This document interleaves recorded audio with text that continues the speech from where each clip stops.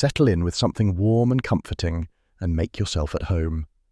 Before we open tonight's mystery, tell us where you're listening from. We love knowing where our little corner of stories has wandered, and if you haven't yet subscribed, now's the perfect moment to join our circle. Now then, let's begin. Spring came grudgingly to Carsely that year, like a miser parting with a coin.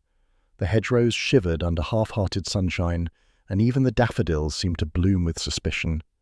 Agatha Raisin stood at the edge of the village green, arms folded against the chill, and regarded the newly restored cold spring with a scepticism that could have frozen it all over again. The parish council had gathered in their Sunday best to unveil it, if one could use so grand a word for the lowering of a tarpaulin and the handing round of plastic cups. The air smelled faintly of wet earth and instant coffee. A few stalwart members of the Women's Institute had brought a thermos of tea, which was already going cold. A triumph of community spirit, declared Councillor Gordon Wykes, a man who considered any event without bunting a personal affront.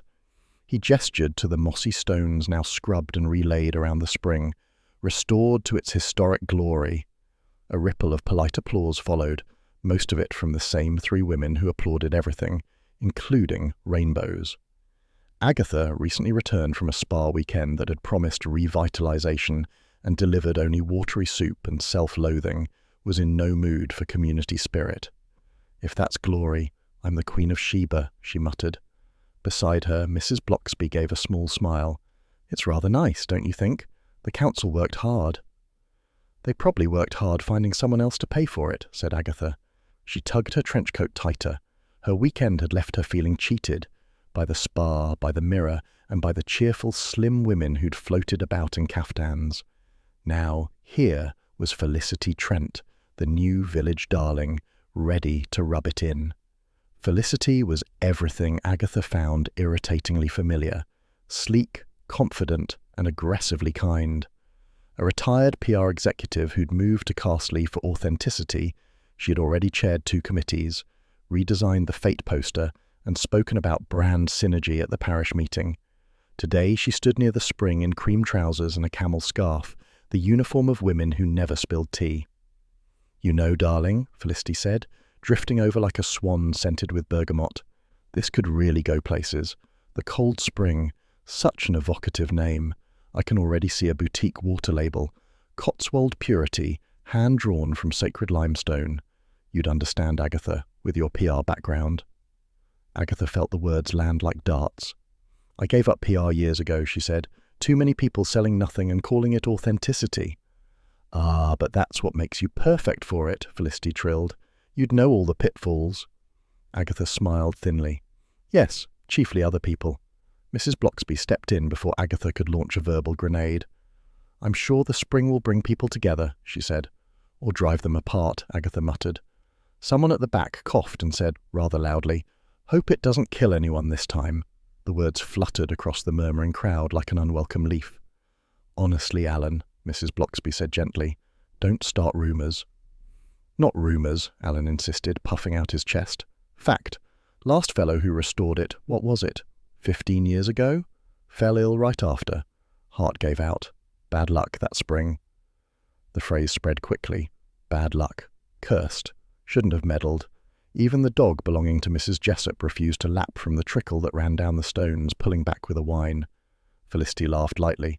"Superstitious nonsense," she said. "Water doesn't kill people, people do." Agatha shot her a look. It was the kind of remark that might have been clever if not for the slight chill it left behind. The vicar, Mr. Bloxby, cleared his throat nervously. "Perhaps we should offer a blessing," he suggested, "just to put everyone's mind at rest."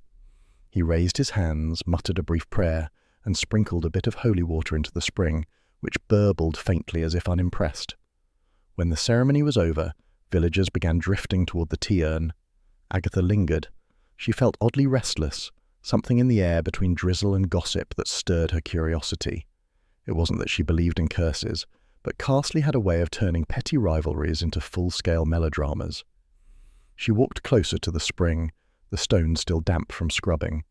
The water was clear, reflecting the pale sky like glass. For a moment, she crouched to inspect the craftsmanship, telling herself it was mere nosiness, not professional instinct. Then she saw it, a glove snagged against the edge, half hidden under a fern. Soft leather, the colour of clotted cream, faintly stained with something that looked like rust. She pulled it free with 2 fingers. Lost property, she murmured, though something about the glove didn't feel lost, more abandoned. Find something? Came a voice behind her. She turned to see Bill Wong, the village's most patient policeman, watching her with amusement. Just evidence of poor taste, she said, holding up the glove. Looks expensive, Bill observed, and brand new. Probably one of Felicity's. Agatha slipped it into her pocket. In that case, I'll keep it safe. Insurance against boredom. Bill gave her a knowing smile. You always say that before trouble starts. Nonsense, she said briskly. Trouble's what keeps me young. He raised an eyebrow. That explains a lot. She pretended not to hear and started toward her car. The drizzle had turned to a fine mist that coated her hair and blurred the village into soft greys and greens. Behind her, laughter rose from the tea table, Felicity's bright voice at its centre. Agatha hesitated. It was ridiculous to feel stung by another woman's cheerfulness, yet she did. Beneath the irritation, a familiar pang of envy twisted. Felicity's world seemed effortless, her smile, her posture, her ability to make others feel both charmed and inferior. Agatha, who had spent her life fighting to be noticed, could never quite forgive that kind of ease. She reached her cottage to find her cat lounging on the sill, tail flicking like a metronome. Don't look at me like that, she told it. I'm not competing with anyone, certainly not some smug ex-PR fairy godmother. The cat blinked, unconvinced. Agatha tossed the glove onto her hall table, meaning to drop it by the lost and found box at the post office. But later, over a solitary dinner of cheese and pickles, her mind kept returning to the scene, the whispered stories, the nervous vicar, the way Felicity's laugh had carried over the mist like a challenge. She told herself she didn't care, yet when the clock chimed 9, she found herself taking out the glove again. It felt heavier now, as if soaked through with suggestion. Cursed spring, my foot, she said aloud, but she still set it carefully in her drawer, not the bin. Outside, the drizzle thickened to rain, tapping softly at the windows. The spring, somewhere out there in the dark, murmured on, its clear water slipping over stone as it had for centuries, patient, indifferent, and quietly waiting. Agatha poured herself a final glass of wine and smiled grimly into it. Insurance against boredom, she repeated. It wasn't until later, when she finally switched off the lamp, that she wondered why the faint stain on the glove had looked less like rust and more like dried blood. The following evening arrived cloaked in mist, the kind that turned the Cotswold lanes into ghostly tunnels. Agatha drove to Felicity Trent's converted barn with the reluctant determination of a woman heading to a dental appointment in sequins. The invitation, hand-delivered by a breathless volunteer, had promised cocktails, canapés, and community spirit. Agatha had muttered that it would probably deliver only indigestion and gossip, yet she'd spent an hour deciding on her emerald scarf, the one that matched her eyes when she was in a forgiving light. The barn stood at the edge of Carsely, lit up like a wedding marquee. Fairy lights twinkled from the beams, and a faint jazz record floated into the damp night. Inside, Felicity had recreated the atmosphere of a minor awards ceremony. Glass tables gleamed, champagne flutes sparkled, and Felicity herself drifted among her guests like a benevolent duchess in beige silk. "Agatha!" she cried, air-kissing with the precision of a fencer. "So thrilled you could come. You must tell me about your content creation. I hear mature influencers are the next big thing." Agatha stiffened. "I'm not an influencer," she said. "I just solve murders now and then." "Oh, how splendid," Felicity said, as if Agatha had confessed to embroidery. "You really must be careful not to run out of victims." Charles Fraith appeared at Agatha's elbow, all lazy charm and amused eyes. "She's already run out of patience," he murmured, "and the evening's barely begun." "Charles," said Agatha, grudgingly pleased to see him, "I thought you'd gone to Scotland to shoot things." "I did," he said. "Pheasants mostly, but I returned for more dangerous game." He nodded toward Felicity, who was holding court beside a pyramid of smoked salmon blinis. Bill Wong entered next, looking uncomfortable in his suit. "I'm here on liaison duty," he told Agatha. "Council event, technically. Public safety and all that." "Then you can start by confiscating that canapé tray," Agatha muttered, watching a volunteer drop another shrimp onto the floor and replace it with a shrug. The crowd thickened. Counsellors, shopkeepers, one or two ambitious yoga instructors. Felicity tapped her glass with a silver spoon, the universal sign of self-importance. "My dear friends," she began, "tonight marks the birth of Carsely crystal, pure artisanal spring water drawn from our own historic cold spring, proof that this village can sparkle again." A smattering of applause followed. Agatha clapped twice, mostly to warm her hands. Felicity raised a glass filled not with wine but clear water. "They say the spring is cursed," she said with theatrical relish. "That's nonsense. To progress, we must stop fearing the past." "Or repeating it," murmured Agatha. Felicity smiled at her, the kind of smile that could peel paint. "To Carsely, to courage." She drank deeply. The moment hung like a note too long held. Someone laughed, someone else sneezed. Then Felicity set down her glass, swayed slightly, and said, almost conversationally, "Oh." She collapsed, hitting the parquet with a sound that silenced the gramophone. For a heartbeat, no one moved. Then chaos erupted. A scream, the crash of a tray, the flurry of phones fumbling for reception. Agatha knelt beside Felicity, checking pulse and breath. The woman's eyes were half open, the pupils blown wide. "She's dead," Agatha said quietly. Bill was already on the phone to emergency services, his voice steady. "No pulse. Possible poisoning. Scene secure." Charles crouched beside Agatha, peering at the spilled glass. "You don't think—" "Yes, I do," she said grimly. When the ambulance arrived, there was nothing left to do but confirm it. The paramedics' expressions told the story before they spoke. Felicity Trent, PR prodigy, brand visionary, and Carsely's newest headache, was gone. The guests were herded into small huddles of speculation. One woman swore she'd seen Felicity swallow something strange earlier. Another claimed she'd been hexed by the spring curse. Gordon Wykes was already talking about water contamination, waving his council badge like a talisman. Agatha stood by the door, arms folded, jaw tight. She wasn't sure what she felt. Shock, yes, but also a flicker of something shameful. Not relief exactly, but the uneasy satisfaction of seeing vanity meet its match. She hated herself for it. Mrs. Bloxby arrived, summoned by gossip's invisible telegraph. Her gentle face was pale in the light. "Dear me," she murmured. "Poor woman. I suppose we'll have more reporters than mourners." "Give it 24 hours," said Agatha. "They'll have it on the front page. Village curse strikes again." "And you'll be in the middle of it, no doubt," Charles added lightly. Agatha turned to him. "Don't start. I only came for the free food." "You'll get more headlines than hors d'oeuvres," he said. Bill approached, rubbing the back of his neck. "We'll have to seal off the spring. Probably contamination, though it's too early to tell." "Contamination," Agatha repeated. "Or murder." He sighed. "Please, Agatha, not tonight." But she could already feel the familiar itch of curiosity, the rush that came with mystery. "If that spring killed her," she said, "then someone helped it along." "Leave it to us," Bill said firmly. "I mean it." "Of course," she said sweetly, which fooled nobody. Later, when the crowd had thinned and the barn stood silent again, Agatha found herself lingering by the buffet table. Felicity's glass still lay on the floor, a small glittering pool of water around it. The police had taken samples, but the faint mineral tang hung in the air. Charles joined her, hands in pockets. "You know," he said, "for a village that prides itself on tranquility, we're developing quite the body count." "Carsely's always had a talent for murder," said Agatha. "It's just usually of the social kind." "And this one?" She bent, studying the spot where Felicity had fallen. "This one feels personal." Outside, mist crept through the hedges. A single car headlight flickered in the lane. Bill's driving away. Agatha took one last look at the scene, then left, her heels clicking on the damp gravel. She told herself she wouldn't get involved, that Felicity's death, tragic as it was, belonged to the police and the health inspectors. She'd enjoy a quiet week, perhaps a bit of gardening, maybe even a new hair colour.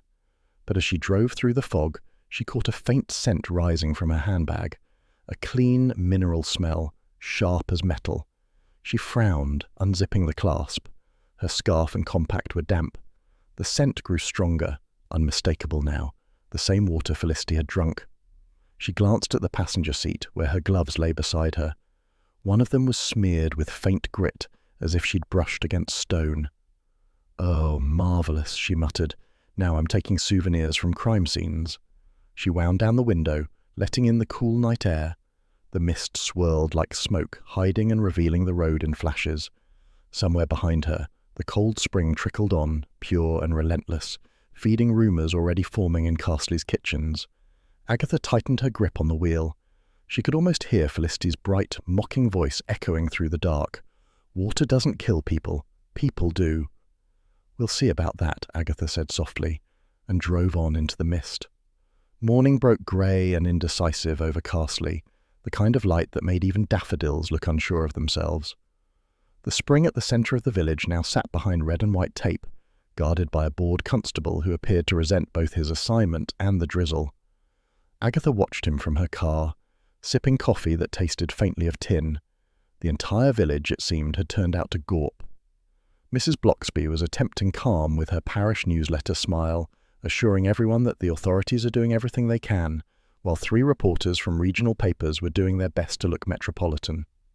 One of them tried to photograph Agatha. She turned her face away and pretended to adjust her scarf. "Darling, pose a little. Good lighting for once," came a voice behind her. Roy Silver had arrived, umbrella at a rakish angle and the expression of a man scenting headlines. "Roy," she groaned, "what are you doing here?" "Public interest.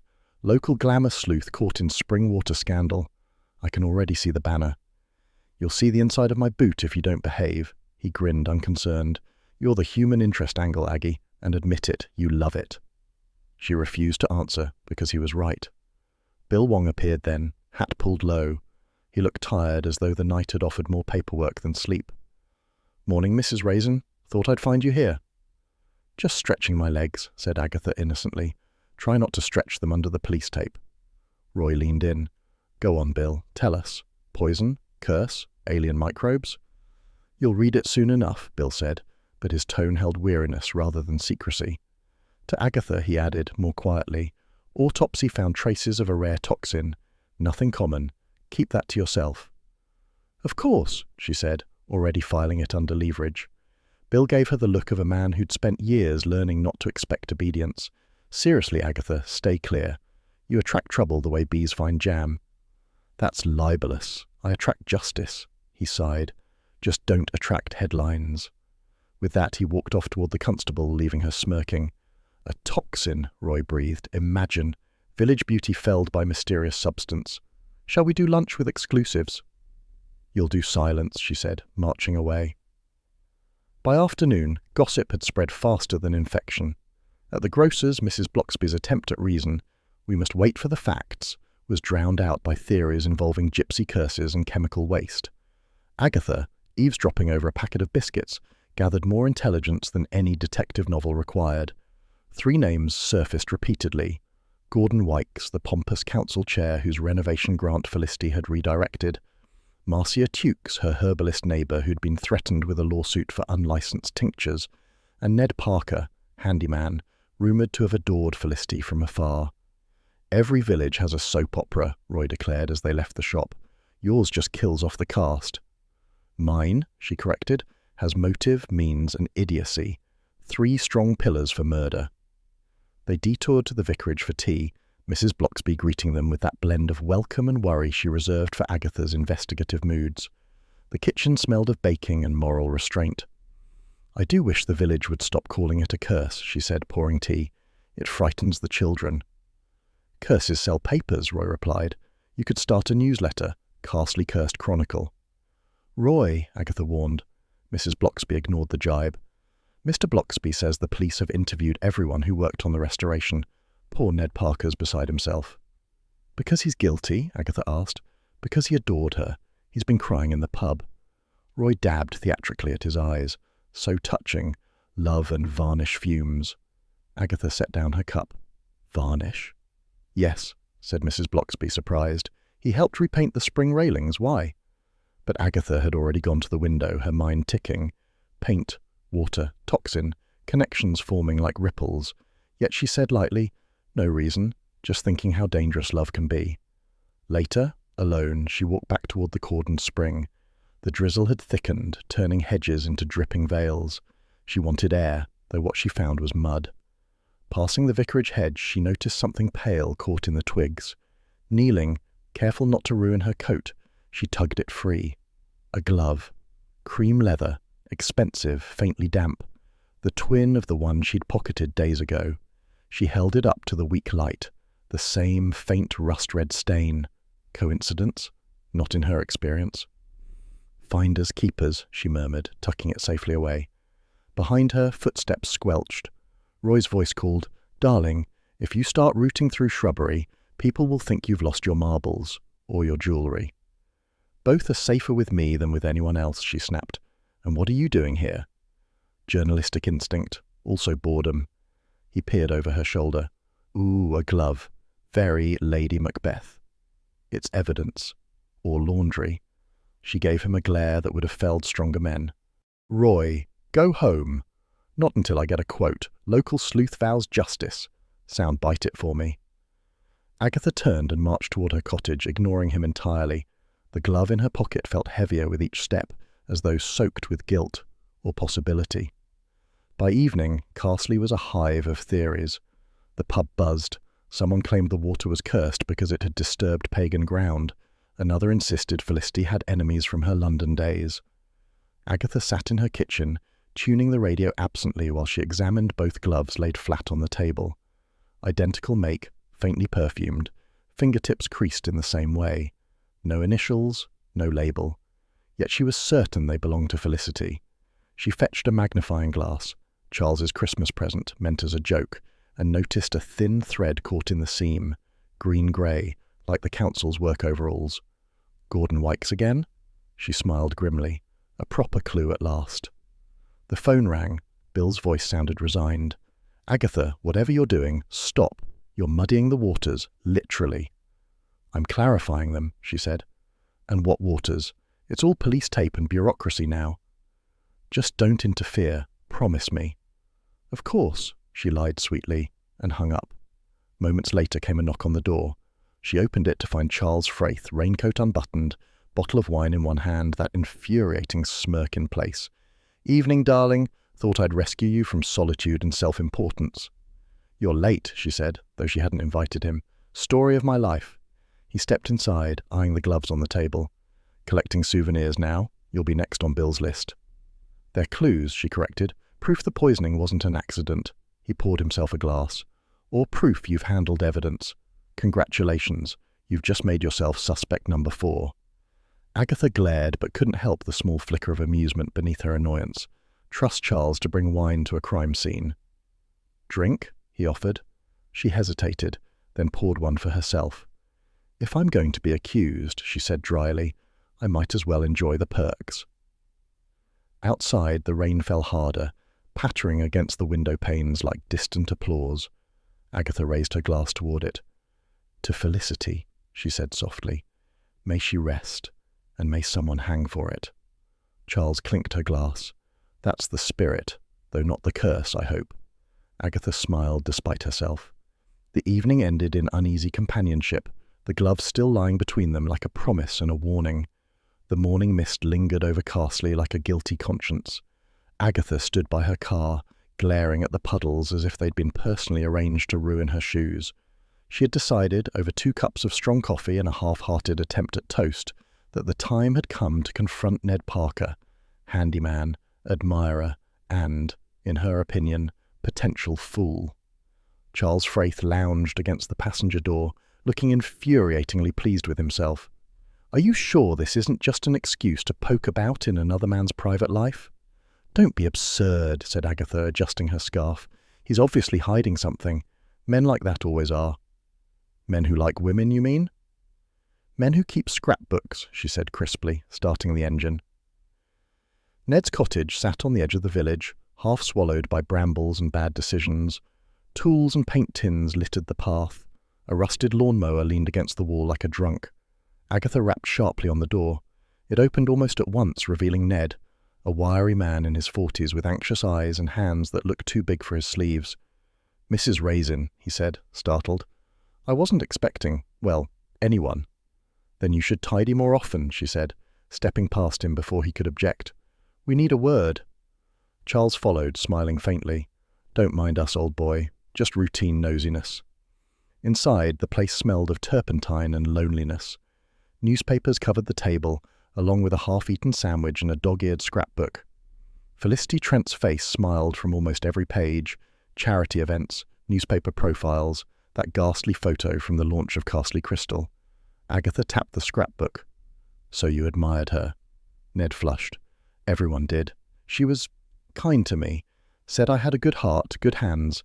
She let me help with the spring, said it needed someone with soul. And you provided that, did you? Said Agatha. Charles examined a nearby shelf, pretending not to laugh. Soul and varnish, apparently. Ned frowned. What do you mean? You helped repaint the stonework, Agatha said. Fresh varnish, wasn't it? Same as the tins outside. Just protective coating. She said it made the water shimmer. Artistic touch, she called it. And the gloves? He froze. What gloves? Agatha produced one from her bag, holding it like a magician with a card. Felicity's. You dropped this, or one just like it, at the vicarage hedge. For a second his face drained of colour. Then he stammered. She gave them to me. For luck. Said I'd need them for the work. How thoughtful, Agatha said dryly. And when exactly did she give you her very expensive gloves? A week before she died, after I cleaned the stones. Cleaned or coated? Asked Charles, amused. Ned's eyes darted between them. You think I hurt her? I'd never. She was the only one who believed in me. Agatha studied him, her instincts wrestling with reason. His distress seemed genuine, too raw, too disorganized to be rehearsed. Yet she'd been fooled by sincerity before. Men could cry with one eye while planning murder with the other. We'll see, she said. But perhaps you can explain why your fingerprints are all over her drinking glass. That broke him. He sank into a chair, hands trembling. I helped set up the refreshments. She asked me to fetch the water from the spring myself. Wanted it fresh as truth, she said. I filled the jug and poured her glass. God help me, I killed her. Nonsense, said Agatha, though her voice lacked conviction. If you'd poisoned her, you wouldn't still be living here in squalor. You'd have at least redecorated, added Charles helpfully. Shut up, Charles. Agatha's gaze drifted toward the window, where several half-cleaned brushes rested in a jar. One of them was missing half its bristles. Nearby lay a tin marked marine sealant, do not ingest. Did you use that on the spring? She asked. Course not. That's for outdoor benches. I used the clear varnish Felicity brought. From where? Her car.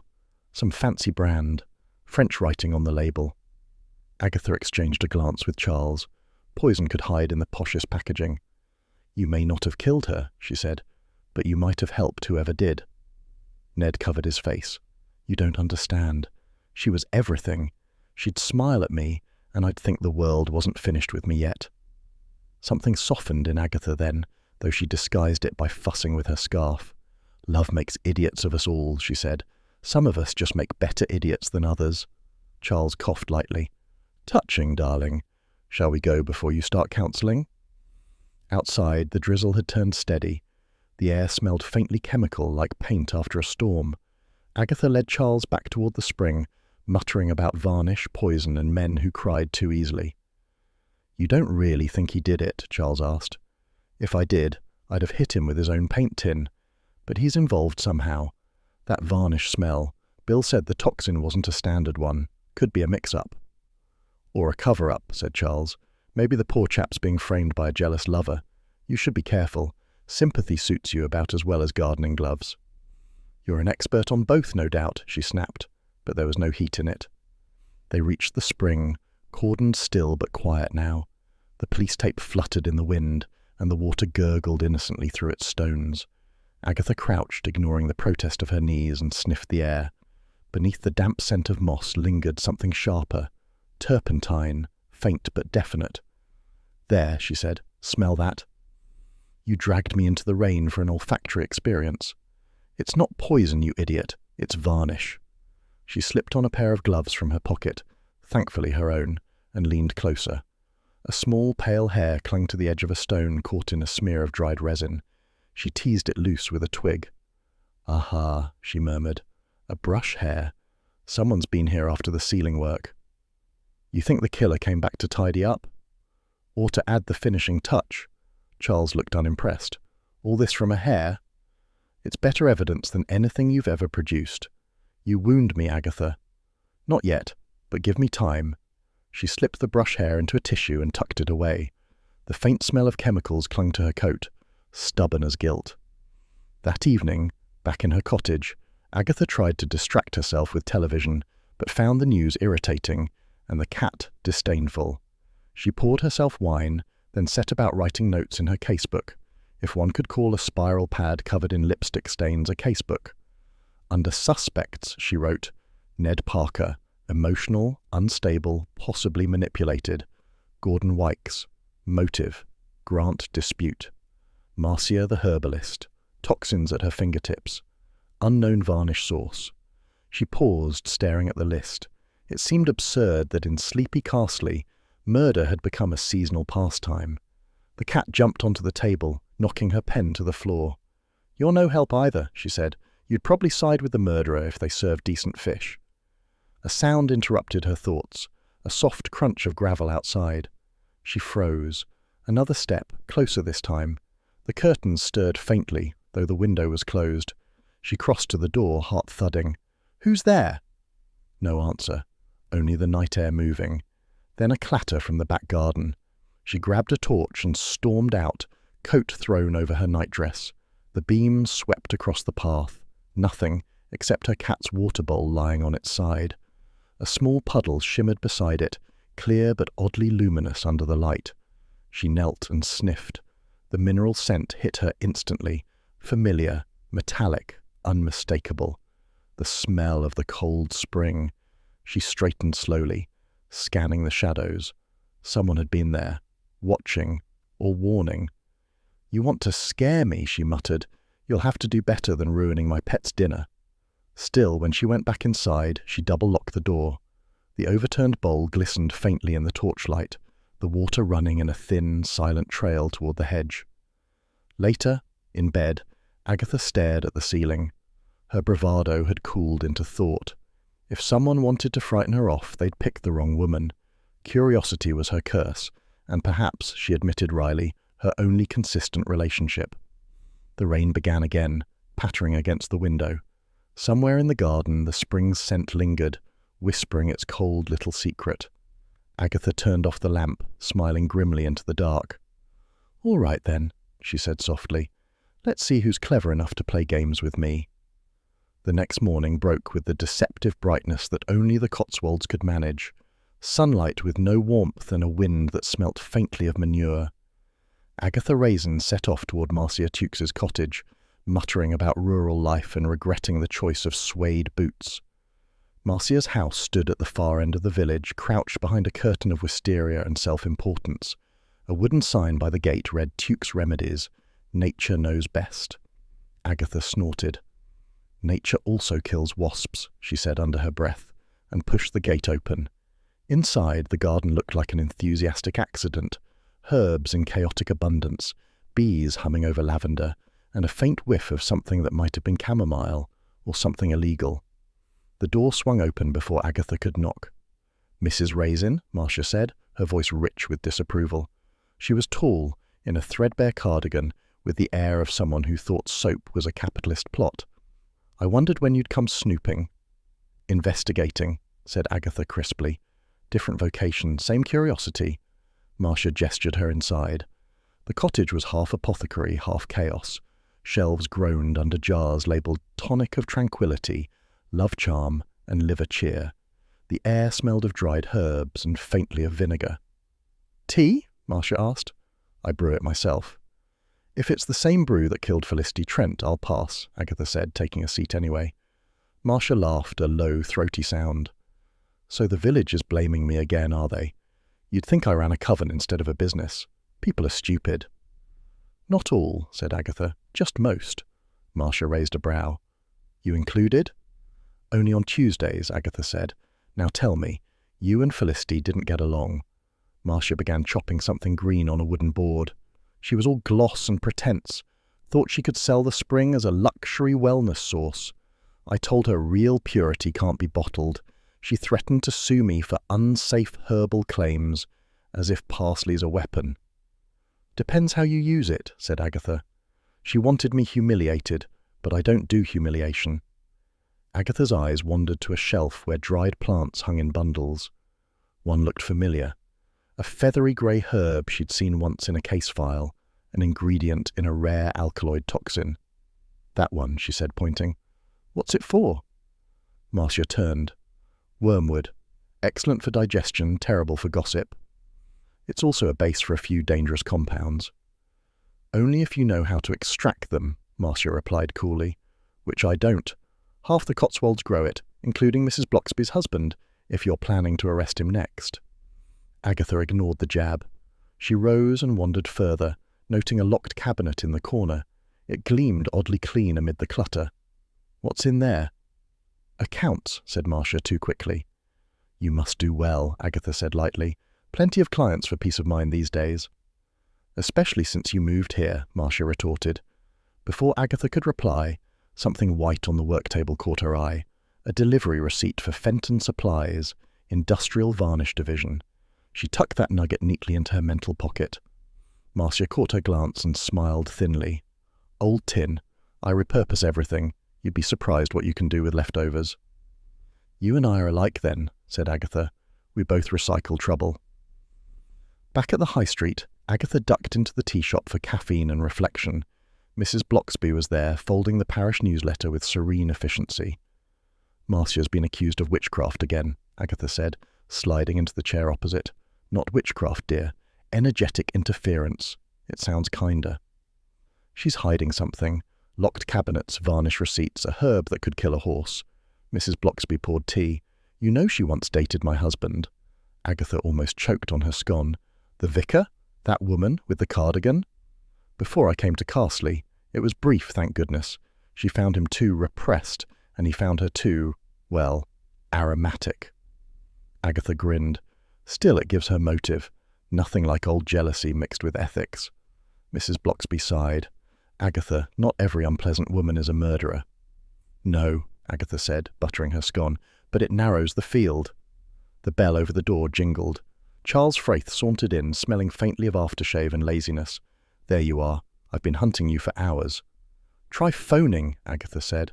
"I did. You ignored me." "I thought it was a marketing scam." "It was, for lunch," he said, grinning. "Pub?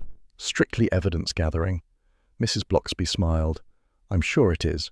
Do try not to gather too much gin with it." The pub was half full, mostly of locals pretending not to gossip. The air hummed with talk of Felicity's death and the curse. Charles ordered wine. Agatha ordered answers.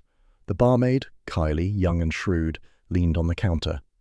"Everyone's saying Felicity got what was coming," she said, always bossing people about, flashing her money. "She even tried to tell me how to pull a pint." "Did you see her the night before she died?" Agatha asked.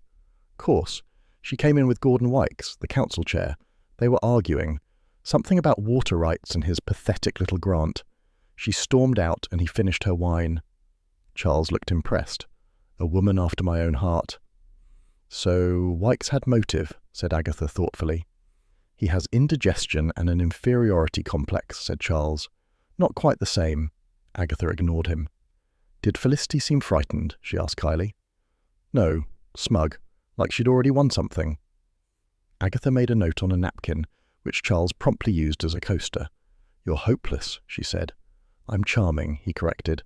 "There's a difference." "Not to me." Later, outside, the late afternoon had turned to gold, the kind of honeyed light that made the Cotswolds look deceptively innocent. Agatha walked slower than usual, her mind sorting through fragments, the varnish smell at the spring, Ned's confession, Marcia's wormwood, and now Gordon's quarrel. Every piece connected, but the picture remained maddeningly blurred. "You're thinking too hard," said Charles beside her. "That frown will age you." "I've earned my wrinkles," she said. "Everyone paid for in aggravation." "You should invoice the village." "I'd make a fortune," she said with a half smile. They parted at the corner. Charles strolled off toward his Bentley. Agatha turned homeward. The sunset gave the cottages a rosy glow, as if the whole village blushed under its own secrets. At home she fed her cat and poured a small whiskey, for digestion, she told herself. The gloves still lay on her desk beside the brush hair and a notepad of suspects. She reached to check the evidence and froze. The varnish brush, the one she'd taken from the spring's edge and set on the blotter 2 nights ago, was gone. Agatha looked around sharply. No sign of intrusion, no open window, yet the desk bore a faint circular mark, as though something damp had rested there recently. She bent closer. The scent rose unmistakably, varnish and faint minerals. "You clever devils," she murmured. "You've been in my house." The cat yawned, unimpressed. Agatha straightened, a prickling running through her scalp. Someone wanted her frightened, or perhaps merely tidy. Either way, it meant she was close, too close. "Fine," she said aloud. "Two can play at that game, but I play dirtier." She poured another measure, sat back, and allowed herself a wry smile. The night outside was calm, but in Carsely, calm always preceded chaos. Rain had returned to Carsely with the weary determination of an old tax collector. Agatha Raisin trudged up the path to Gordon Wykes's cottage, muttering darkly about mud, bureaucracy, and middle-aged knees. Her umbrella, cheap and treacherous, turned inside out at the gate. "A metaphor," she said grimly, "for this entire investigation." Gordon Wykes, council chair and self-appointed civic hero, opened the door before she could knock. His round face gleamed with the effort of existing, and his tie bore the emblem of some forgotten committee. "Mrs. Raisin, come in, come in. I expected you eventually." "How flattering," said Agatha, brushing rain from her coat. "I hope your expectations extend to questions." "Questions, yes. Answers too many," he replied, leading her into a sitting room that smelled faintly of furniture polish and defeat. The walls were lined with photographs of Gordon presenting certificates, cutting ribbons, and once, inexplicably, holding a pumpkin. On the mantelpiece sat a fountain pen gleaming under the lamplight, its nib still stained faintly red-brown. "You'll want tea," he said. "Whiskey," she said. "Tea it is," he sighed, retreating toward the kitchen. When he returned, carrying 2 cups and an air of martyrdom, Agatha was already examining a stack of papers on the table. "Minutes of council meetings," he said quickly. "Proof that I was in Morton the night Felicity died. Entirely above board." The handwriting caught her eye. Neat, precise, oddly elegant. Too neat for Gordon, whose shopping lists were rumoured to resemble hedge-trimmer accidents. "You write beautifully," she said. "Ah, my secretary typed them," he replied, a fraction too fast. "Typed? These look handwritten," he coloured. "Well, she copied them by hand into the official book. Tradition." Agatha smiled thinly. "How civic-minded. Tell me, Mr. Wykes, what ink do you use?" "What ink?" "Yes, that fountain pen. It's a lovely shade of rust. Reminds me of the stain on a certain glove I found." He dabbed at his brow. "Now see here, Mrs. Raisin.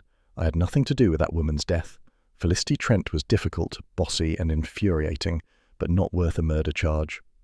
"Flattery won't save you," said Agatha. He sighed. "If I'd wanted to kill her, I'd have strangled her with red tape. I've got enough of it." Before she could answer, a firm knock sounded. Bill Wong entered, looking damp and unimpressed. "I thought I'd find you here," he said. "Pure coincidence," said Agatha. "You leave more footprints than a brass band," he said mildly. Turning to Gordon, he added, "We've got the lab results. Varnish solvent traces in the spring water. Nothing to do with ink." Agatha's pride smarted. "So the varnish wasn't poison?" "No, but it might have carried the toxin." Bill's expression softened. "Agatha, let us handle this. Promise me you won't go around accusing people." "Of course," she said with brittle sweetness. 10 minutes later, she was in the pub doing exactly that. The Red Lion was packed. Gossip had filled every seat. Charles Fraith sat at the bar nursing a pint, wearing the look of a man both amused and slightly afraid. "You shouldn't bait Wykes," he murmured as she approached. "He's got the self-importance of a balloon and the skin to match." "I've got a pin," said Agatha. She took the floor with dramatic efficiency. "Ladies and gentlemen," she announced, "we may all rest easy tonight. I've found our murderer." A hush fell. Even the fruit machine blinked in surprise. "Gordon Wykes," she declared, "the man with the ink-stained pen and the fake alibi." There was a moment's silence, then a burst of applause. Someone whooped. Someone else threw a peanut that narrowly missed her ear. Charles sighed. "Subtlety has never been your strong suit." Gordon himself burst through the door moments later, his face crimson, his tie crooked. "You," he began. "Me," said Agatha, chin high. "Explain your falsified minutes." "They're not falsified. I was in Morton. You can ask the catering staff. And yet your precious pen matches a stain on a glove belonging to Felicity Trent." "Ink," he sputtered. "Ordinary ink." "So was Caesar's blood," she retorted. "She's gone quite mad," he declared to the room. "Perhaps," said Charles cheerfully, "but entertainingly so." Bill arrived, breathless and furious. "Agatha, outside, now!" They stood in the drizzle beside the pub's recycling bins, steam rising faintly from Bill's jacket. "You can't go around publicly accusing people," he said. "It's slander, not sleuthing." "He's hiding something," said Agatha stubbornly. "Yes, biscuits from his dietitian, but not murder." "You're defending him." "I'm defending evidence, and you're confusing pride with instinct." Agatha drew herself up. "My instincts are better than half the forensic labs in Gloucestershire." "And twice as noisy," he said, exasperated. She was about to fire back when his tone softened. "Look, Agatha, you're good at this, but when you're wrong, you're spectacularly wrong." "Well," she said frostily, "at least I'm spectacular." She stalked off, heels striking puddles like punctuation marks. By the time she reached home, embarrassment had cooled into reflection. She poured herself wine and replayed the evening. Gordon's red face. The ink, yes, but Bill was right. It was ordinary. The varnish solvent mattered more. And that faintly desperate moment when Gordon shouted, "Ask the catering staff." Catering staff? That could be checked. But the idea of apologizing to Gordon first was intolerable. The next morning, however, Mrs. Bloxby appeared at her door holding the latest Carsely Courier. "Front page," she said gently. The headline read, "Council Chair Cleared. Villagers' Accusation Utter Nonsense." Beneath was a smiling photograph of Gordon holding up the meeting minutes like a holy relic. "You made the national page, 3 gossip column," Mrs. Bloxby added, passing her the second paper. "Oh, marvellous," said Agatha, "right next to a feature on celebrity cellulite." "At least you're in good company," said Mrs. Bloxby kindly. Agatha groaned. "I only meant to shake the tree a bit, not chop it down." "Well, it may bear fruit yet," said the vicar's wife. "Gordon's wife told me he's been inundated with calls since last night. People can't stop gossiping." "About me?" "About Felicity's London investors. Apparently Gordon hinted at them during a parish meeting." Agatha straightened. "London investors?" Some business deal she was hatching for her water company. He said she bragged about her backers and that she was about to go national." "Now that," said Agatha, "is interesting." By mid-afternoon she found Gordon again, this time sulking in the car park behind the council office. He started when he saw her. "Come to apologize," he said bitterly. "Don't push your luck, but you might thank me. The gossip about you has made you famous." "A laughingstock, you mean?" "Fame and mockery are first cousins," she said. "Now about those investors." He hesitated. "Why should I tell you?" "Because it'll shut me up sooner." He sighed. "Fine." Felicity mentioned a woman named Vanessa Chambers, big-shot marketing type from London. She wanted a stake in Carsely Crystal but pulled out when Felicity couldn't guarantee purity. That's all I know. Agatha's pulse quickened. A new lead, and an outsider no less. "Thank you," she said. "You humiliated me," he grumbled.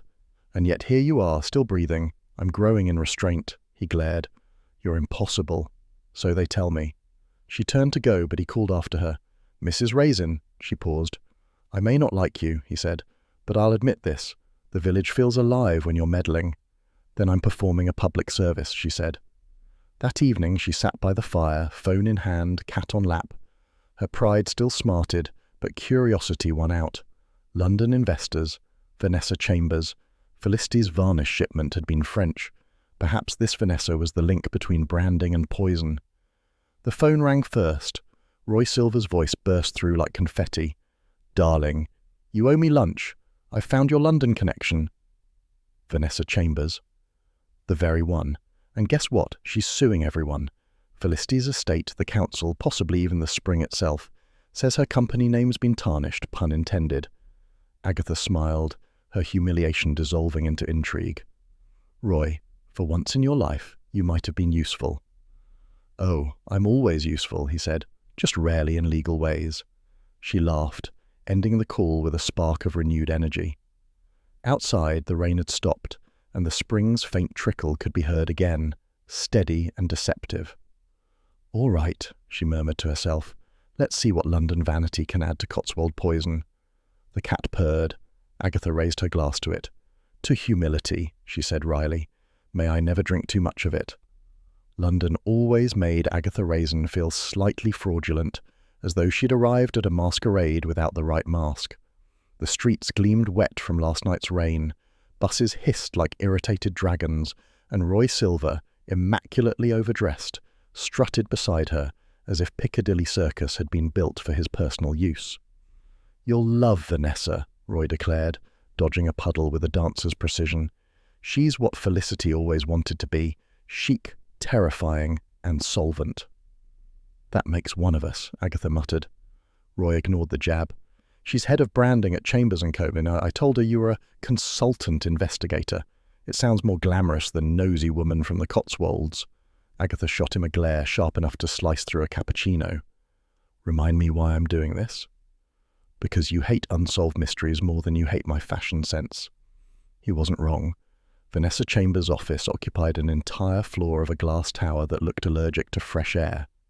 The receptionist, a girl in black who appeared constructed from angles, ushered them through double doors into a suite that smelled faintly of eucalyptus and ego.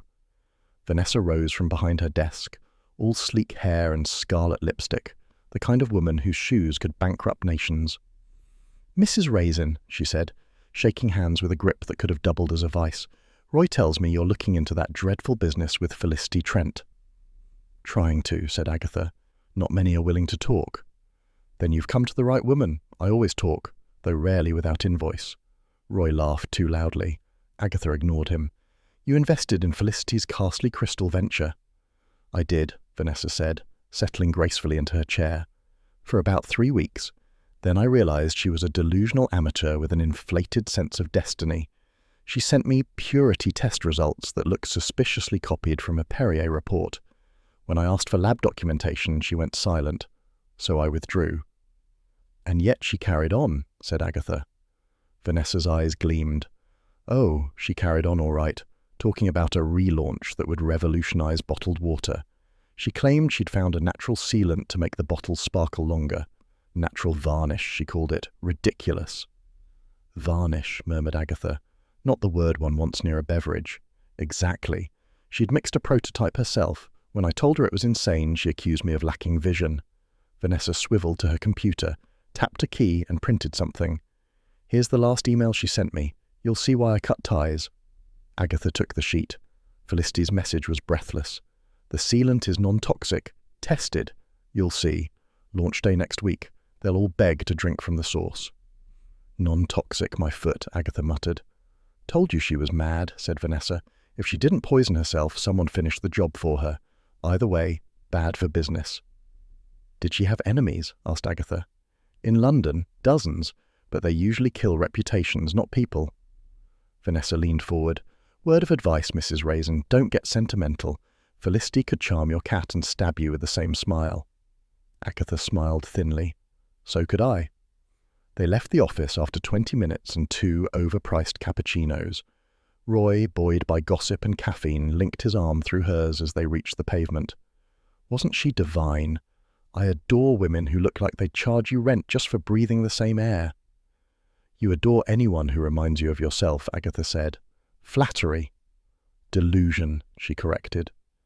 Still, as the cab wound back through Mayfair, Agatha's thoughts hummed. The varnish. It linked everything. The spring, the brush hair, Felicity's death. But why would Felicity risk using it if she knew it was dangerous, unless someone tampered with the batch after she'd mixed it? "Roy," she said suddenly, "how long did Vanessa say she'd cut ties before the launch?" "About a week." "And Felicity died 3 days later. So the poison didn't come from London. It came from Carsely." "Oh, darling," Roy said cheerfully, "don't go all Poirot on me. It gives you wrinkles." "It gives me purpose," she said. Back in Carsely that evening, the clouds had gathered again, promising another drenching. Agatha stepped into her cottage to find Charles lounging on her sofa with a drink in hand. "You left the key under the mat again," he said, "a standing invitation to burglars and myself." "You're both nuisances," said Agatha. "Roy called. Said you'd gone to London and scared a marketing executive into a confession. Not a confession, an explanation. Felicity was coating her bottles with varnish. Charles raised a brow. You mean to say she planned to sell toxic water in decorative packaging?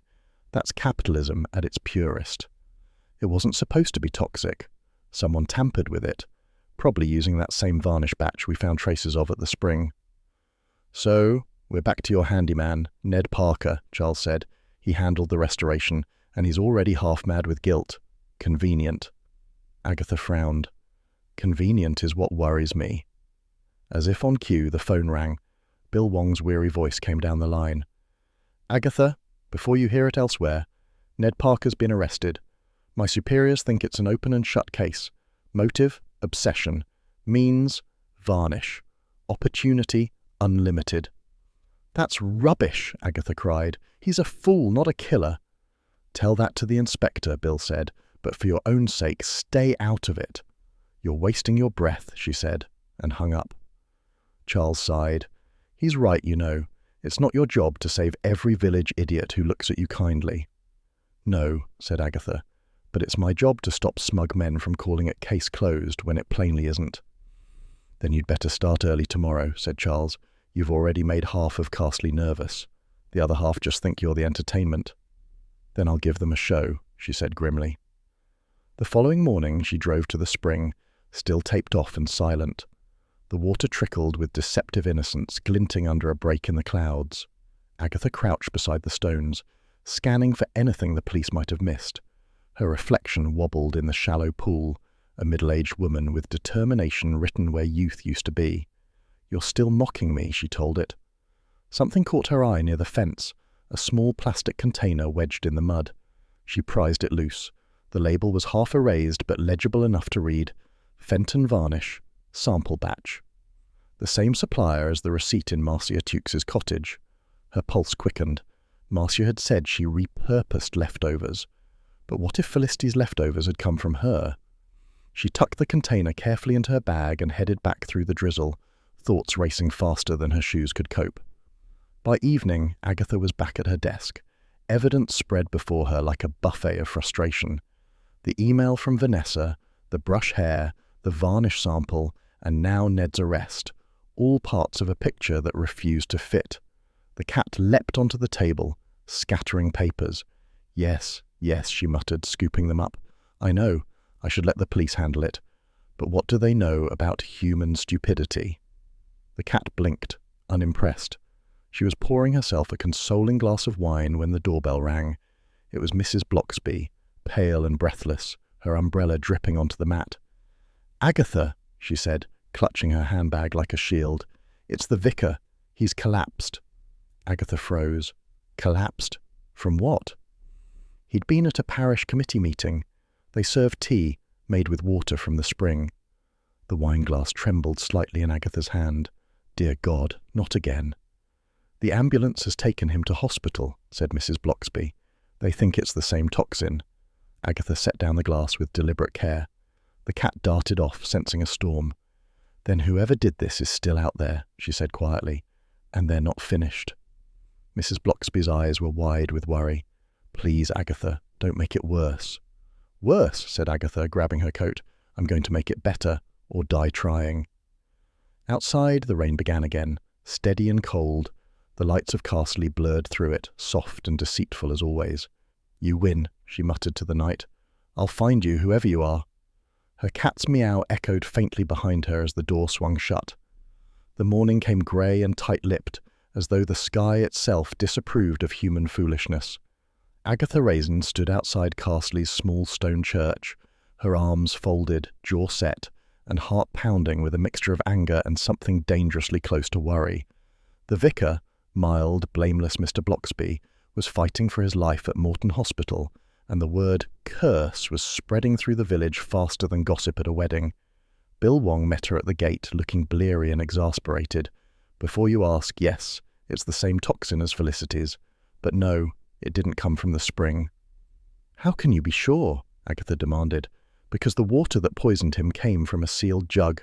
It was stored in the vestry, untouched for weeks. Someone planted it there. Deliberately? "Unless the Holy Spirit's taken up chemical warfare," said Bill. "Yes, deliberately." Agatha felt the old thrill of purpose pierce through her indignation. "So the curse is manufactured. Someone's making sure it looks real." "And you'll say it's Marcia Tukes," Bill sighed. "Half the village already does." "Because half the village isn't blind. She's got motive, opportunity, and a cupboard full of questionable herbs. You've also got imagination and very little restraint. Promise me you'll stay away from her cottage tonight." "I never promised stupidity," said Agatha, and stalked off. By afternoon, the drizzle had settled into a proper English rain, washing the gravestones clean and turning the lanes to treacle. Agatha drove to Mrs. Bloxby's, intending comfort but finding only resolve. The vicar's wife, pale but calm, sat by the window knitting something large enough to hide behind. "He's stable now," she said softly. "The doctors say it's the same compound. I can't imagine who would do such a thing." "Can't you?" Agatha asked, removing her coat. "Marcia's been skulking about for days. She used to help at the church fetes, didn't she?" Mrs. Bloxby hesitated. "She used to help everywhere. She believes herself misunderstood, and perhaps she is. I know people laugh at her remedies, but I can't see her wishing anyone real harm." "You're too good. That's your problem," said Agatha. "I prefer my neighbours suspicious. It saves time later." "Suspicion is rarely the same as truth," Mrs. Bloxby murmured. Agatha gave her a wry smile. "Yes, but it's the first step toward it." That evening found Agatha and Charles Fraith sitting in her car under the shadow of Marcia's cottage. The rain had eased, leaving a thin mist that clung to the hedgerows. Charles poured himself a nip from a flask. "You realise this is absurd," he said. "We're not detectives. We're middle-aged voyeurs. Speak for yourself. I'm middle-aged. You're just lazy." "You wound me," he said mildly. "And if Marcia comes out and asks what we're doing, what shall we say?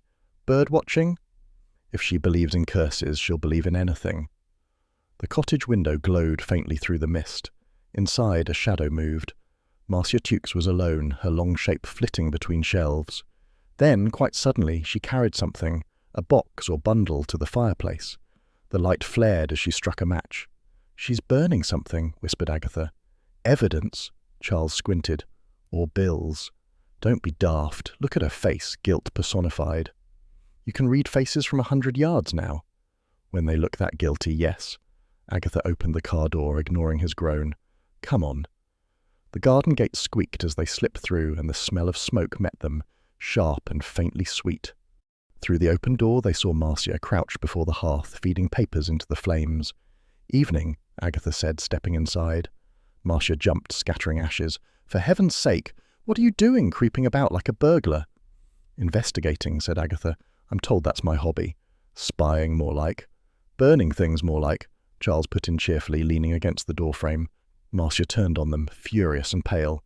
"Private letters, if you must know. The past. Nothing to do with your village melodrama." Agatha crossed her arms. "The past has a nasty habit of catching fire at the wrong time. Mind if I look?" "Yes, I do." "All the more reason," said Agatha, and stepped closer.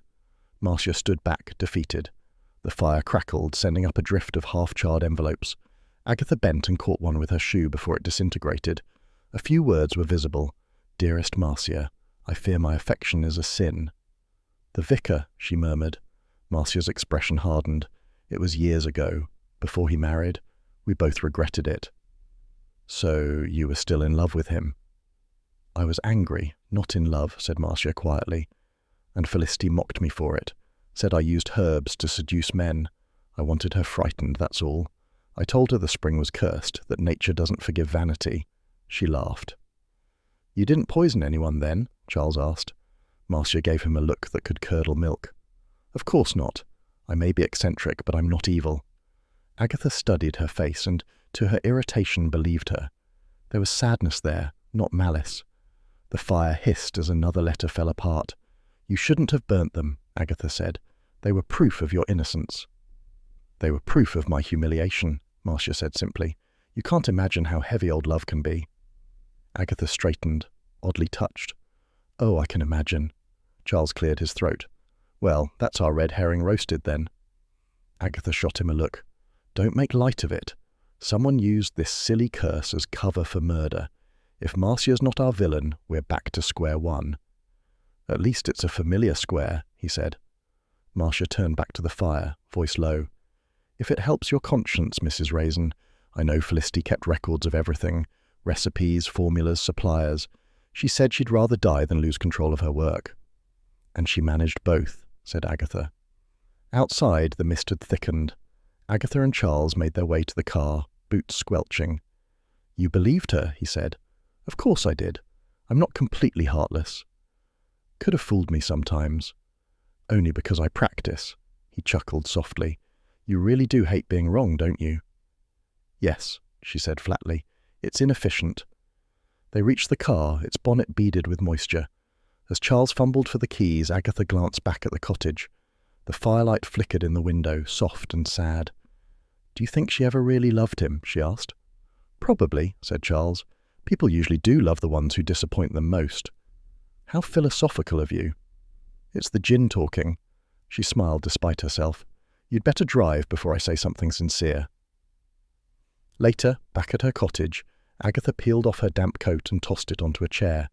The cat wound around her ankles, demanding both dinner and gossip. "You'd have liked it," she told it. "Tragic woman, romantic scandal, and nothing solved. Classic Cotswolds." The cat blinked, unimpressed. She went to the fireplace to warm her hands and noticed, with a jolt, that the hem of her sleeve smelled faintly of smoke. Reflexively, she patted her pocket and pulled out the scrap of paper she'd snatched from Marcia's fire. Most of it was blackened, the edges curling inward like petals, but across the unburnt corner ran a printed letterhead. "From the desk of Felicity Trent, Batch Records." Agatha stared at it, her pulse quickening. "Batch records," she murmured. "Not love letters." She smoothed it flat, frowning. What on earth had Felicity's paperwork been doing among Marcia's letters?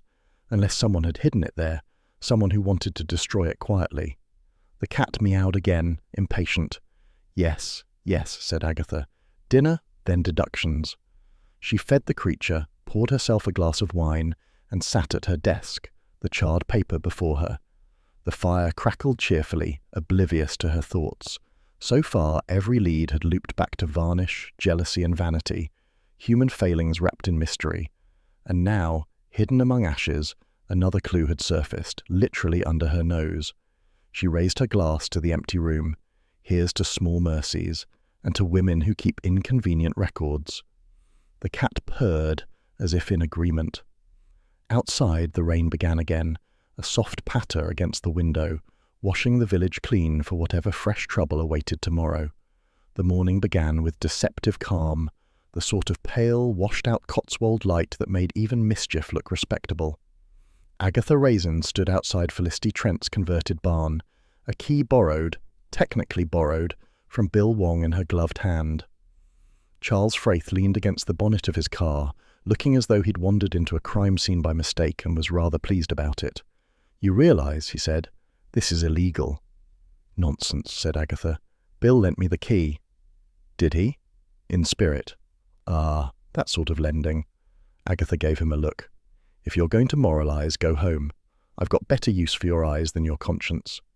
"You do know how to flatter a man." The door creaked open into Felicity's office, a space that had once been a grain store and now reeked of ambition and varnish.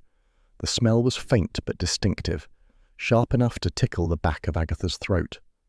Dust motes drifted through a shaft of sunlight, turning the air into a slow snowfall of secrets.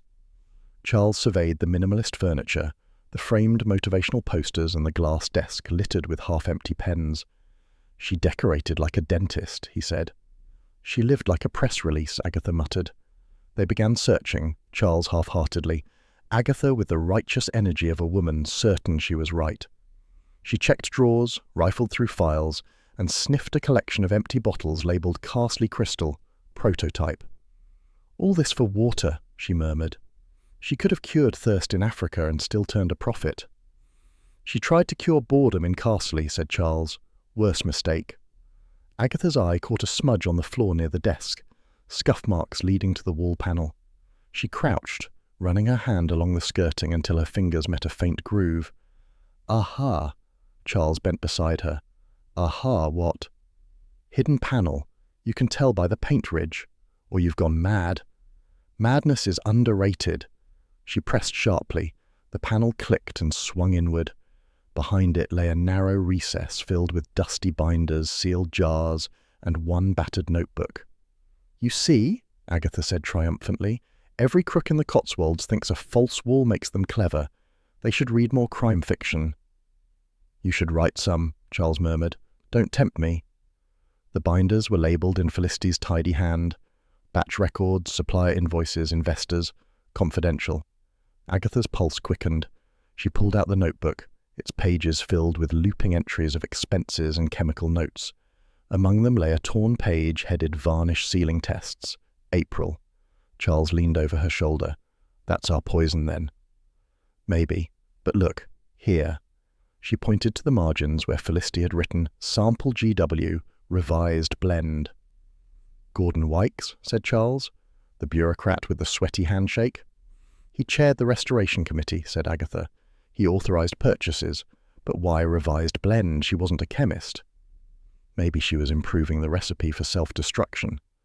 Agatha ignored him and reached for one of the sealed jars in the recess.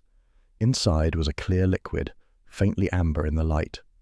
The lid bore smudged fingerprints, none belonging to Felicity, if her meticulous nature was anything to go by. Charles took it gingerly. "Do you think it's safe?" "Of course not. That's why I'm holding it," she said, snatching it back. "You're insufferable when you're brave, and you're decorative when you're useless. That's why we work." She bagged the jar carefully in a plastic sleeve. "Bill will want this. He can run it through whatever machine they use when they're not ignoring me." Charles grinned. "Ah, but ignoring you is half his job description." Bill Wong looked distinctly weary when Agatha stormed into the police station 2 hours later, trailed by Charles carrying the evidence like a waiter with a delicate pudding.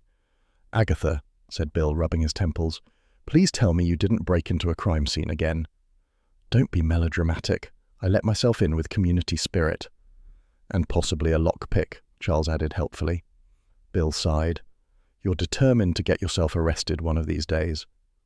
"Only if it helps the case," she said briskly. "We found ledgers and varnish samples. This jar, look at it, has fingerprints and initials in her notes, GW." Bill examined the label.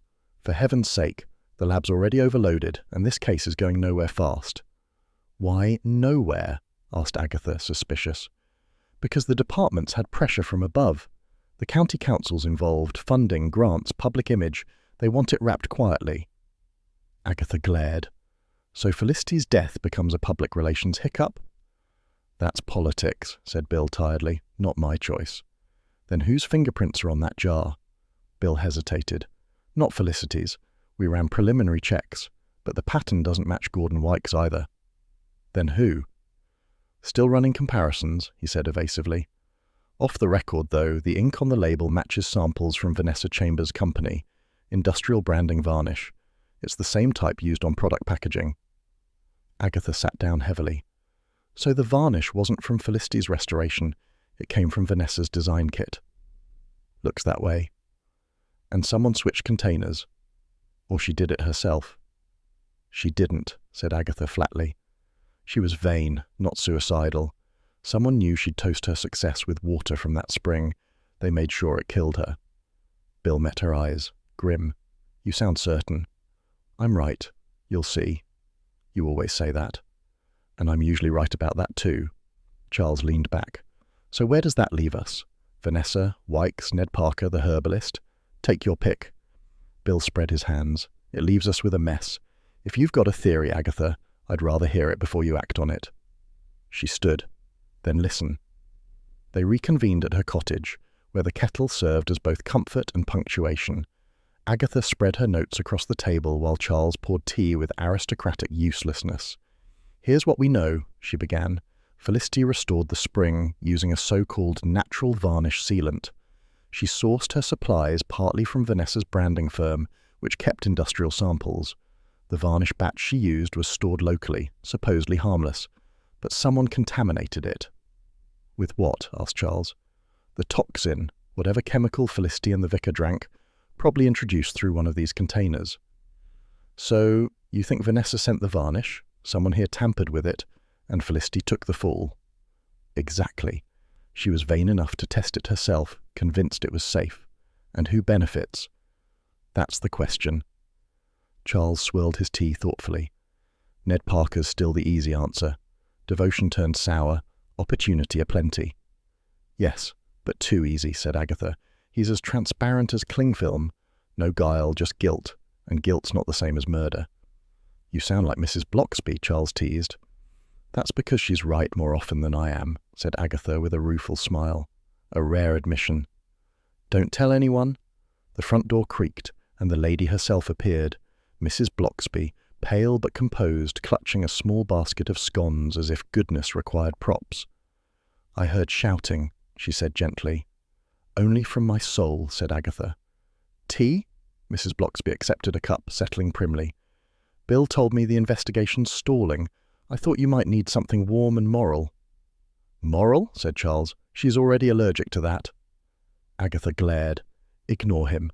Tell me, Mrs. Blocksby, you've known everyone in this village since Adam's baptism. Who here hides their sins best? The vicar's wife looked mildly shocked.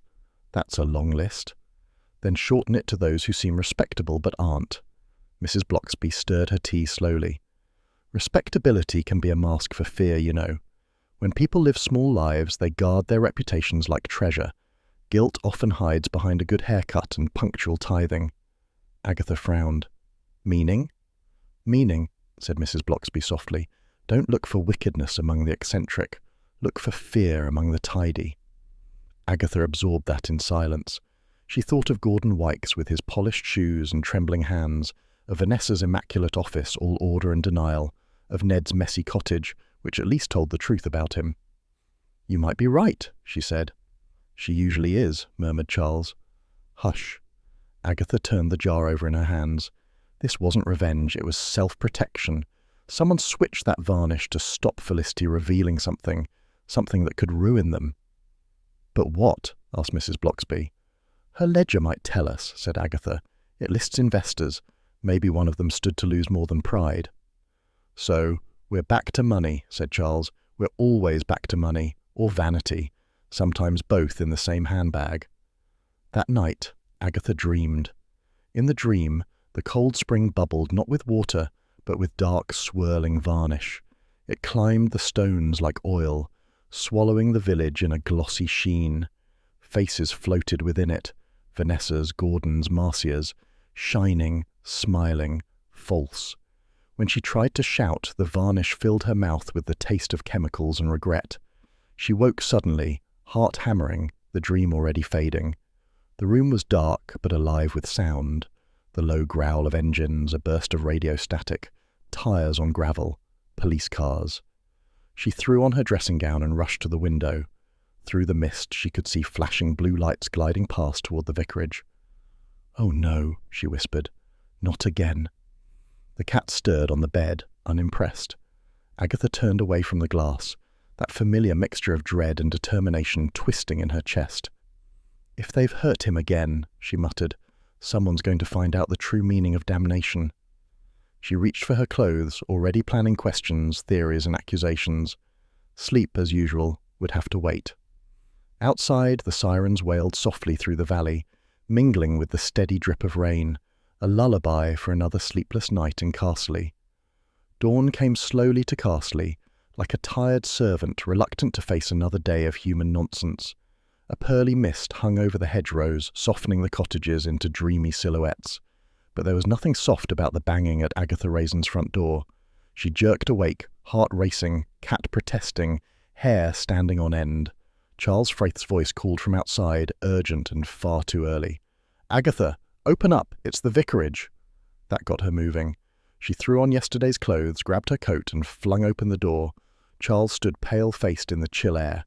It's Gordon Wykes, he said. He's dead. Apparent suicide. Bill's already there. Agatha stared, speechless for once. Suicide? Note on the desk, said Charles grimly.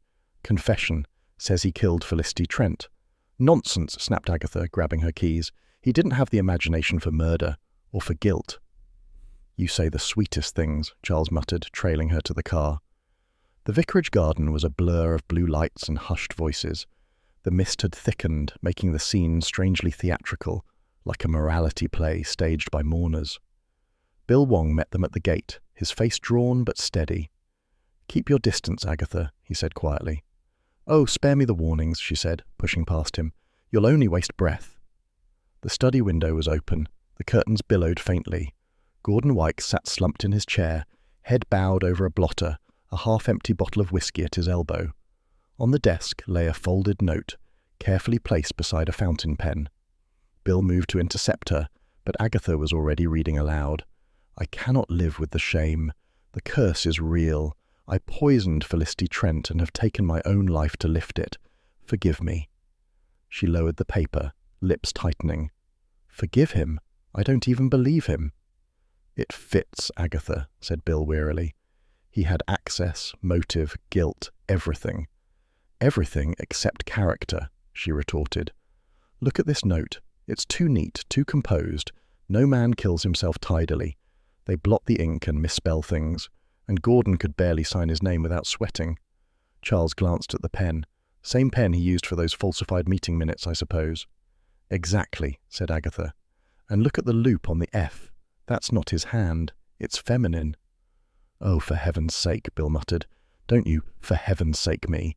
I've seen enough forged PR signatures to spot one blindfolded." Bill sighed. "Fine. What's your theory this time?" "That someone staged this to stop the investigation, and probably to ease a guilty conscience." "You think someone killed him?" "No," said Agatha slowly. "I think someone loved him." The vicar's wife, Mrs. Bloxby, arrived soon after, face pale but composed. She spoke softly with the police chaplain while Agatha watched from the hallway. "Bill," Agatha murmured, "who found him?" "His wife. Came down for morning prayers. Poor woman's in shock." "Where is she now?" "Next door. The vicar's giving her tea." "Then I'll give her truth," said Agatha, and before he could object, she was striding toward the vicarage parlour. Mrs. Wykes sat stiffly by the fire, hands folded around a mug she clearly hadn't drunk from. Her hair, always perfectly set for church, was dishevelled. When she looked up, her eyes had that eerie calm born of exhaustion or guilt. "Mrs. Wykes," Agatha said gently, "I'm sorry for your loss." "Thank you, Mrs. Raisin," she said, voice flat. "The Lord will have mercy on him." "He might," said Agatha, "but I'm not sure the handwriting will." The woman blinked. "I beg your pardon?" Agatha held out the note. "You wrote this?" A sharp intake of breath, then silence. "I don't know what you mean," Mrs. Wykes whispered. "Oh, you do. I've seen Gordon's script. It wobbles like jelly on a hot day. This is steady, graceful. Yours, not his." Tears welled, but the woman turned away. "Please don't." "Why, Mrs. Wykes? To protect him? Or to end this nonsense about a curse?" "Both," she said quietly. Charles, hovering in the doorway, glanced at Agatha. "She's cracking," he murmured. "She's confessing," said Agatha. Mrs. Wykes set the mug down carefully, as though it might explode. "I didn't mean for anyone to die," she said, almost to herself. "Only to suffer a little, to understand humiliation." "Go on," Agatha said softly. "Felicity came here with her smart clothes and her London ways. She turned everything into theatre, our parish meetings, our fundraisers, and then she turned her attention to Gordon. My Gordon." Her voice trembled, not from tears but from remembered outrage. "He was flattered, of course. Men always are. She teased him, made him feel clever. I warned him. He said it was professional admiration." "And was it?" asked Agatha. "No," said Mrs. Wykes bitterly. "I found her letters. She told him she'd make him immortal. Imagine, my dull little husband, immortal." Charles made a small noise that earned him a glare from Agatha. "When he tried to end it," Mrs. Wykes went on, "she mocked him, called him a parish paperweight. She said she'd tell everyone. So when she started that absurd Carsely crystal scheme, I wanted her punished. Just a little." "You used the varnish," Agatha said. "She was storing it at the church for the spring restoration. I added something, Marcia Tukes's herbs. I'd seen them thrown out behind her cottage. They made me ill once when I tried them for a headache, so I thought, just a few drops, enough to frighten her." "But you used the wrong herb," said Agatha quietly. "Yes." For a moment, only the fire crackled. Then Mrs. Wykes whispered, "When the vicar fell ill, I knew the curse wasn't over. I couldn't bear it. So I wrote the note. I thought if people believed Gordon had done it, the rumours would stop. The curse would die with him. And instead, Agatha said gently, you killed your husband in another way. Mrs. Wykes covered her face. He was weak, but he didn't deserve this. No one did, said Agatha. Bill entered silently, having overheard most of it. He looked tired, older somehow, but his voice was calm. Mrs. Wykes, I have to ask you to come with me. Of course, she said. I won't resist. Agatha rose. Be kind to her, Bill. I intend to, he said softly. Mrs. Wykes stood, gathering her shawl with quiet dignity. I used to pray for forgiveness, she murmured. Now I just hope for peace. You'll find one of them, said Agatha. As Bill led her out, the house seemed to exhale. A faint creak of floorboards, the sigh of extinguished candles. Charles stared into the fireplace. Well, he said, that's one way to end a scandal. Don't be flippant, said Agatha, though her tone lacked heat. Sorry, but it is a pity. All that fuss for love and varnish. Agatha sank into a chair.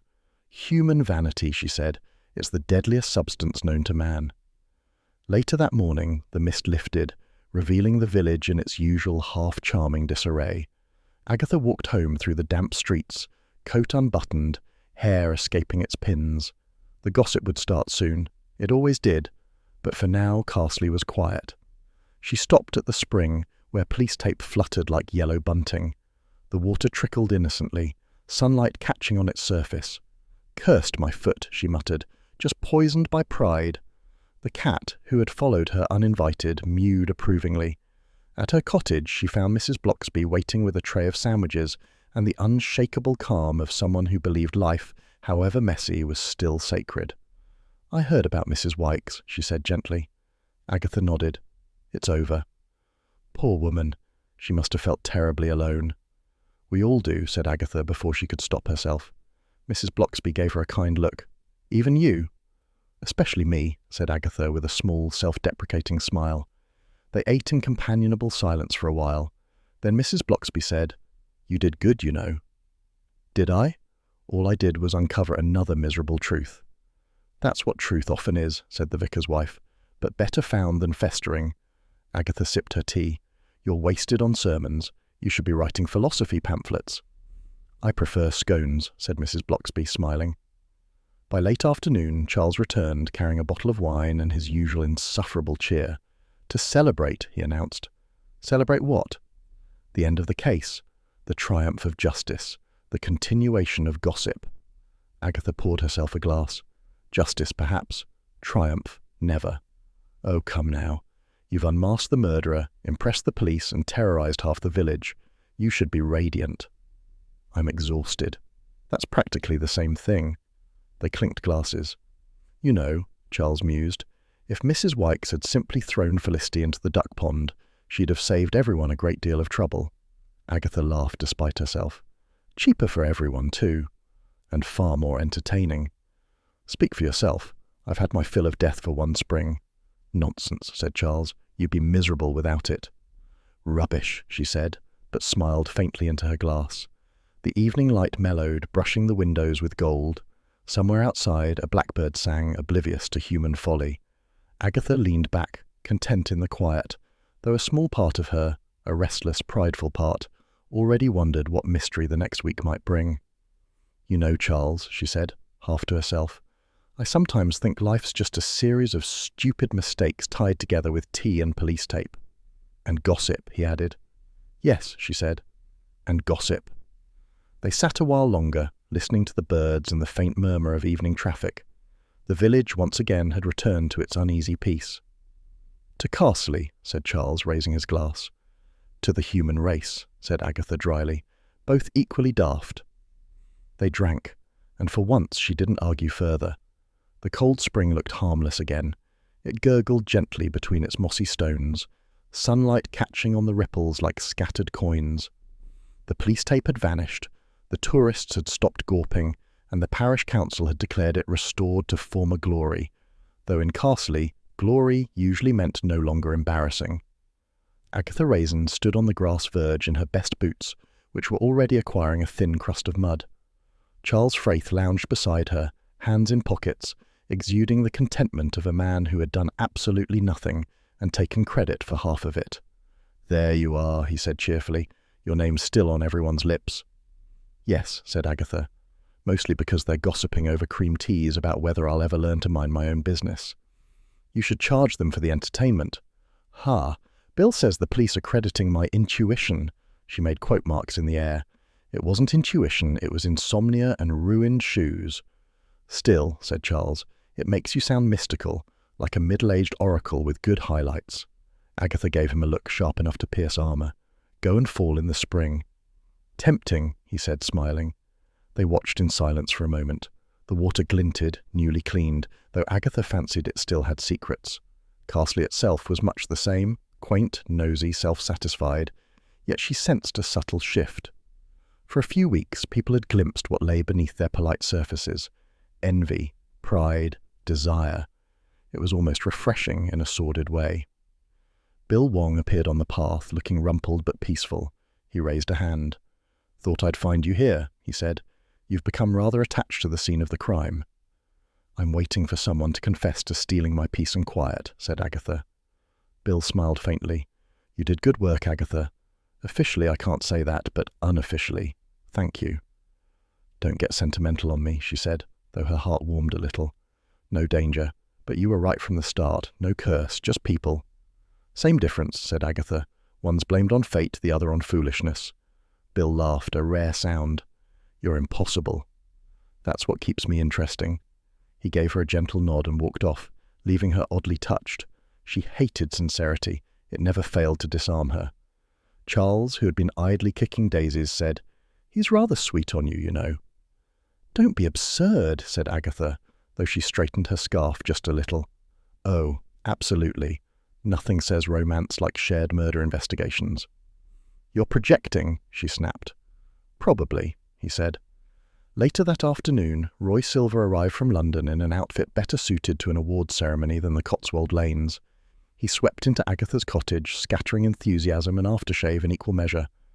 "Darling, the media angle writes itself," he cried. "The curse that cleared, or from death to detox, how one woman saved a village." Agatha stared at him. "If you so much as pitch that to a tabloid, I'll poison your next cappuccino."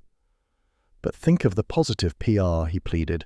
"The spring's reputation is tarnished. We could rebrand it. It's water, Roy, not moisturizer. It doesn't need branding." "Everything needs branding," he said. "Even you." "Get out before I test that theory with my foot." He grinned, unoffended.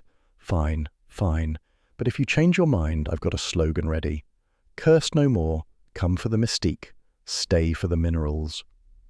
"Go before I drown you in them," she said, though she couldn't help a small, grudging laugh as he flounced away. That evening, the kettle steamed in Mrs. Bloxby's cosy kitchen. Agatha sat at the table, nursing a mug of tea and trying not to look domesticated. The vicar's wife, as ever, radiated calm that could tame a thunderstorm. "So," Mrs. Bloxby said, "how does it feel to have restored peace to Carsely?" "Temporary, I imagine," said Agatha. "This village can't go a fortnight without a scandal. Someone will accuse the butcher of price-fixing by Monday." "Then you'll have another mystery to solve," Mrs. Bloxby said mildly. Agatha snorted. "No, thank you. I'm taking a holiday from human nature." "A short one, I expect." They shared a companionable silence. The ticking clock and the faint clatter of cups filled the space. "It's strange," Agatha said finally. "For all that talk of curses, the only real poison was pride. Felicity's vanity, Mrs. Wykes's bitterness, Gordon's weakness." She sighed. "You could bottle that and kill a city." "Yes," said Mrs. Bloxby gently. "The real curse was never in the water." "And the cure?" "Humility," said Mrs. Bloxby, eyes twinkling. Agatha gave a short laugh. "Then we're all doomed." Mrs. Bloxby smiled. "Possibly, but you're not beyond redemption, Agatha. You do care, however much you hide it." "Don't start making me sound noble," said Agatha briskly. "I did it because I hate being wrong." "And yet you were right," said the vicar's wife. Agatha pretended to glare but found herself smiling. As twilight settled, Agatha wandered back toward the spring. The air was still, carrying the faint scent of grass and wet earth. The sun was sinking behind the fields, laying gold across the water. She leaned against the stone wall, feeling something close to contentment, or perhaps exhaustion disguised as it. Carsely had resumed its gentle absurdities. The Women's Institute was planning a bake sale. Someone had reported a hedgehog invasion near the pub, and Mrs. Bloxby was knitting yet another scarf for charity. Life, in short, was safely ordinary again. Agatha watched the ripples spread in the spring, each one catching the light, and thought how quickly peace returned once everyone had someone new to talk about. Human memory, like Cotswold water, was shallow but clear. Charles joined her quietly, 2 mugs of takeaway coffee in hand. "Here," he said, "fuel for reflection." "You're late," she said. "I was detained by an argument at the pub about whether curses can be insured." "You live among idiots." "So do you," he said, handing her the mug. They stood side by side as the last of the sun disappeared. "Do you ever think," Agatha said after a while, "that peace never lasts here?" "Not in this village," said Charles. "It's too full of people pretending to be decent." Agatha smiled faintly. "And we're the worst offenders." "Speak for yourself," he said, mock offended. "Oh, I do," she said, sipping her coffee. They watched the spring shimmer in the dusk, clean, innocent, deceptively pure. Somewhere a dog barked, a door slammed, and the first stars appeared. "You know," said Agatha, "I should probably feel triumphant." "Do you?" "No, just tired and slightly smug. That's practically joy for you." She laughed quietly. "Maybe." The evening breeze stirred, carrying the faint scent of honeysuckle. For the moment, Carsely was calm, but Agatha, ever the realist, knew tranquility in the Cotswolds was like sunshine in April, welcome, but never to be trusted. She lifted her mug in a small toast to the spring. "To human folly," she said. "And to your next case," added Charles. Agatha sighed, smiling into the fading light. "Heaven forbid."